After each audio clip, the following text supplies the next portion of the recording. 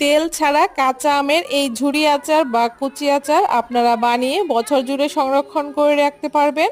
তার জন্য আমগুলোকে খুব ভালো করে খোসা ছাড়িয়ে নিয়ে একটা গ্রেটারের সাহায্যে এরকম লম্বা লম্বা করে গ্রেট করে নিয়েছি। একই রকম ভাবে সবগুলো আম আমি এখানে গ্রেট করে নিয়েছি। এখন একটা ছাঁকনির উপরে রেখে আমগুলো খুব ভালো করে একটুখানি ধুয়ে নিচ্ছি। এতে আমের মধ্যে টক ভাব অনেকটাই কমে যাবে। তারপরে আমগুলোকে খুব ভালো করে চিপে চিপে জলটাকে ঝরিয়ে নিয়েছি।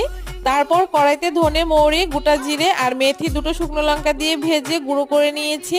তারপর জল ঝরানো আমের মধ্যে পরিমাণ মতো চিনি, 1 চামচ বিট নুন আর ভাজা মশলার গুঁড়ো দিয়ে মাখিয়ে রেখে দিয়েছি।